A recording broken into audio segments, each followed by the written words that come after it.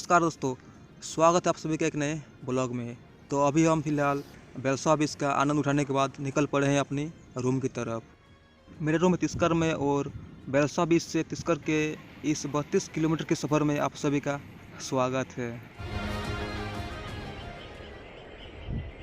इन नारियल के पेड़ के ऊपर मुझे बहुत सारे चिड़ियों के घोंसले दिखे, जो कि देखने में बहुत ही प्यारा सुंदर लग रहा था। वो भी मैंने पहली बार इतने सारे घोंसले एक साथ देखे थे।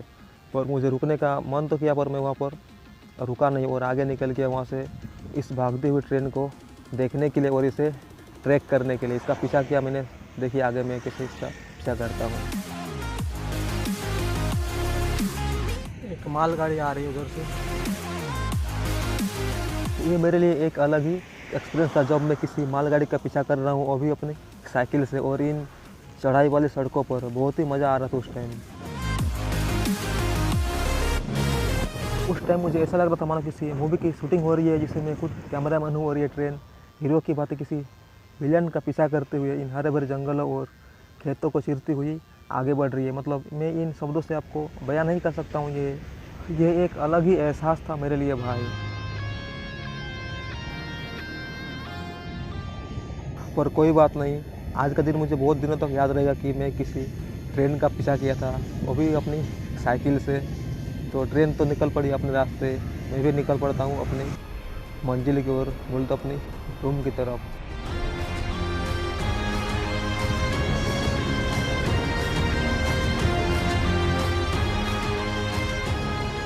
बस थोड़ा ही आगे बढ़ने के बाद मुझे बहुत सारे हरे भरे से धान के खेत दिखने लगे। बहुत ही मस्त सा नज़ारा लग रहा था। सामने देखिए, इधर भी धान की खेती होती है गोवा में।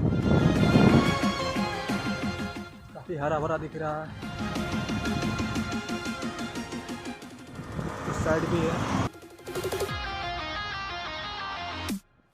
मैं ना थक चुका था, आप मेरे चेहरे पर थकान देख सकते हैं। पर इन हरे भरे खेतों और छोटे छोटे पहाड़ों को देखने के बाद मेरे अंदर एक अलग ही ऊर्जा जग रही थी, और मैं आगे चलता ही गया, बढ़ता ही गया, और पता नहीं कब मैं आगे बढ़ते बढ़ते पहुंच जाता हूं वैरना।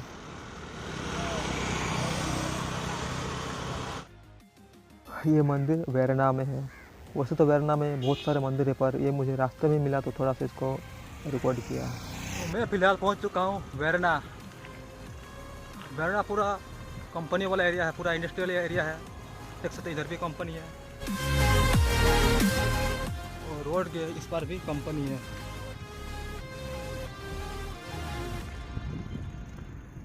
इधर बहुत सारी कंपनी है और आगे कुछ इस तरह का नज़ारा है हाईवे का।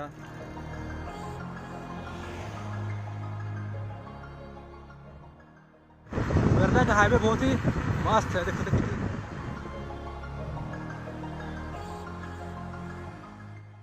आगे ढलान है और मज़ा आ रहा राइड करने में।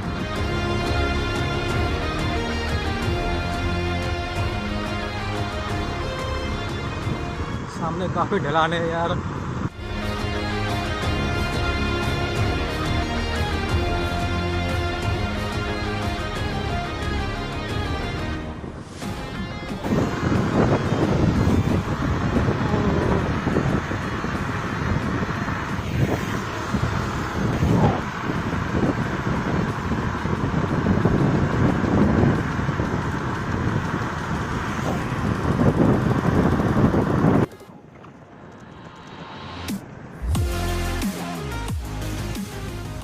आगे कुछ इस तरह का व्यू है।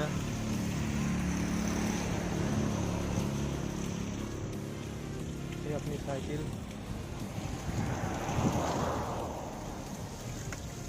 देख सकते, ऊपर से पानी आ रहा है। ट्रक वाले भाई सब पानी भर रहे हैं पीने के लिए शायद।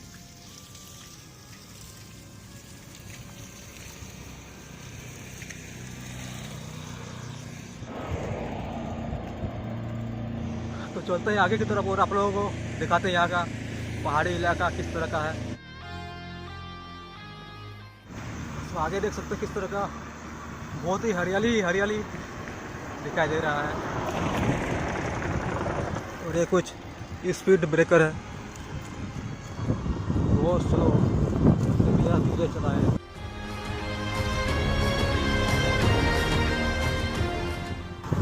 बहुत ही हरियाली हरियाली, पूरी धान की फसलें बोई हुई है।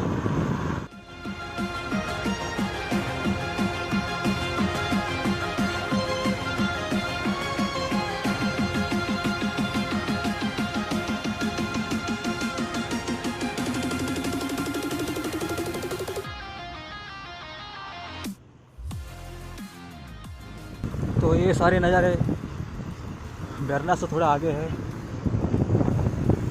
तो मैं अभी जहाँ पर हूँ, यहाँ से मेरा रूम की दूरी करीब 15 किलोमीटर दिखा रहा है, तो कम से कम 2 घंटे लग जाएंगे मुझे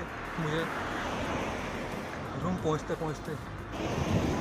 ये देखिए सामने छोटी सी ढलान है।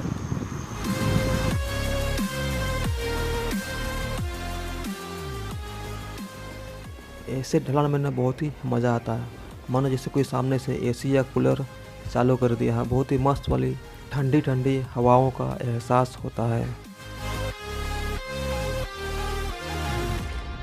पर जैसे ही चढ़ाई आता है, सारा मज़ा का चकनाचूर हो जाता है। थोड़ा सा दिक्कत होता है उस टाइम।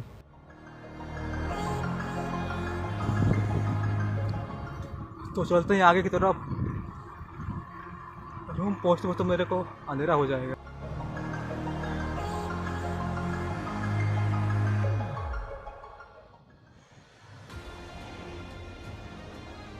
तो सामने छोटी सी चढ़ाई आए गया और मैं अभी फ़िलहाल चलते हुए जा रहा हूँ इस चर्च को निहारते हुए आगे की तरफ।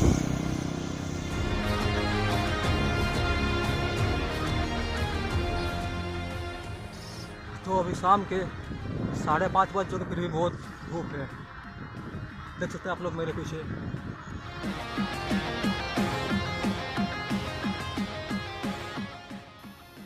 तो बेरना के बाद में आकर के यहाँ पर रुका और देख सकते हैं यहाँ पर किस तरह से बारिश के पानी से भरे हुए खेत और छोटे छोटे पहाड़ देखने में काफ़ी शानदार सा नज़ारा लग रहा है।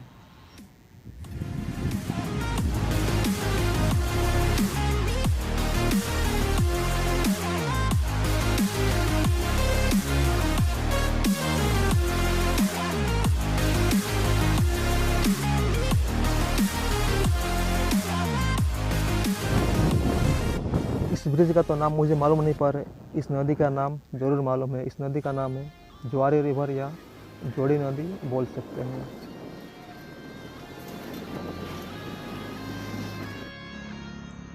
कहा जाता है इस रोड से तेंदुआ आर पार होता है, तो ये रोड काफ़ी खतरे से भरा हुआ है। इस रोड के दोनों ही साइड और आसपास जंगल ही जंगल दिखाई दे रहे थे और सामने 2 कैमरे लगे हुए थे। हो सकता है इधर तेंदुआ रहता भी है, क्योंकि ये जंगली इलाका है। दोस्तों, मैं अभी इस वीडियो का वॉइस ओवर कर रहा हूँ, वो भी 1 हफ्ते के बाद। मैं उस दिन बैरसा बीच से रात के 8 बजे तक रूम पहुँच चुका था। तो मिलते हैं किसी और वीडियो में, तब तक के लिए बाय बाय।